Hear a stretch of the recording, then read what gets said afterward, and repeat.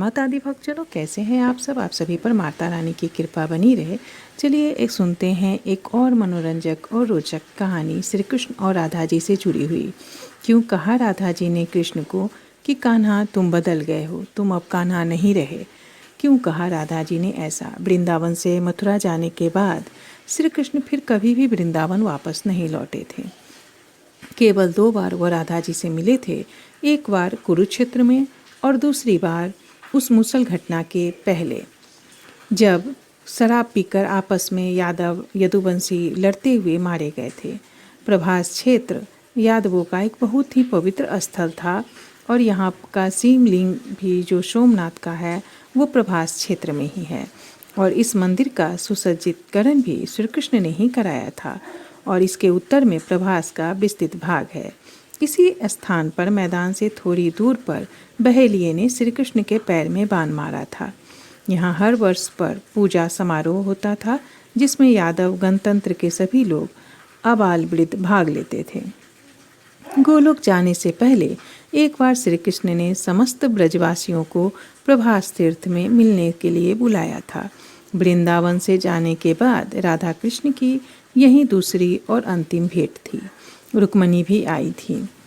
इसके बाद जब राधा और श्री कृष्ण का सामना हुआ तो मिलते ही राधा ने श्री कृष्ण से कहा, कहो कृष्ण कैसे हो। कृष्ण हतप्रभ रह गए।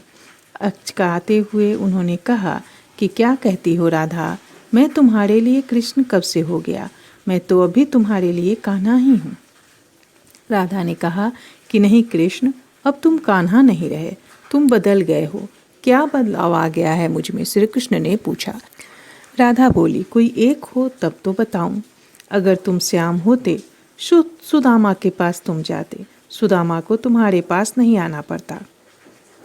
तुम बनमाली थे, तुम्हारे गले में बनमाला शोभती थी, शायद तुम्हें नहीं मालूम होगा। तुम्हारे लिए माला बनाने के लिए मैं और मेरी सखियाँ ललिता, विशाखा, अनुराधा, कुसुम, शैव्या आदि वृंदावन के 7 बनों से फूल चुनती थीं। कितनी बार बाहों में खरोंचें आई, ओढ़नियाँ फट जाती थी, घर पर मार पड़ती थी, पर जब तुम वही बनमाला पहनकर हंसते थे तो आत्मा तृप्त हो जाती थी। लगता था कि लोक परलोक दोनों बन गए। आज तुम्हारे गले में वह बनमाला कहाँ गई।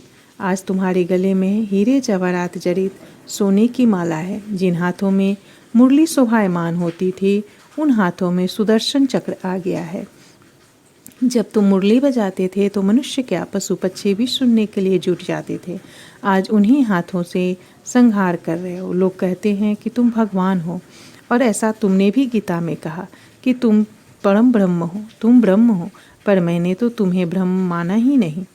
तुम तो मेरे नंद के लाल मुरलीधर श्याम थे, एक सामान्य ग्वाला। तुम्हारे इस रूप का तो पता ही नहीं था।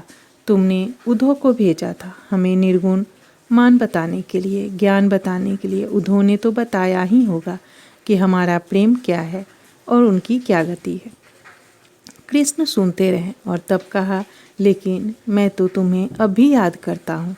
तुम्हारी याद आती है तो आंखों से आंसू निकलते हैं। राधा बोली, लेकिन मैं तो तुम्हें कभी याद नहीं करती।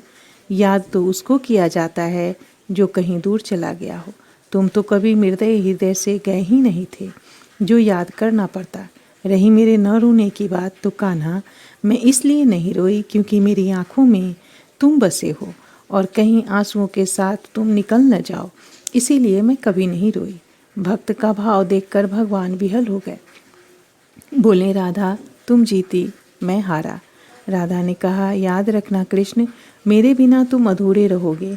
संसार में जहाँ भी तुम्हारी पूजा होगी मैं साथ रहूँगी, सिर्फ एक को छोड़कर, यानी कि जगन्नाथ जी। जहाँ कोई ऐसा मंदिर नहीं होगा जहाँ मैं तुम्हारे साथ नहीं होंगी। हमेशा तुम्हारे नाम के पहले मेरा नाम लिया जाएगा, ठीक उसी प्रकार जैसे पूर्व में प्रभु श्री राम के पहले माँ सीता का नाम आता है। भगवान श्री कृष्ण ने एवं अस्तु कहा और एक अंतिम बात कही कि राधा, जब इस जीवन में मेरी तुम्हारी भेंट नहीं होगी, पर मैं तुम्हें कुछ देना चाहता हूँ, जो भी इच्छा हो मांग लो। राधा ने कहा, कन्हैया मुझे तो सब कुछ मिल चुका है और कुछ नहीं चाहिए।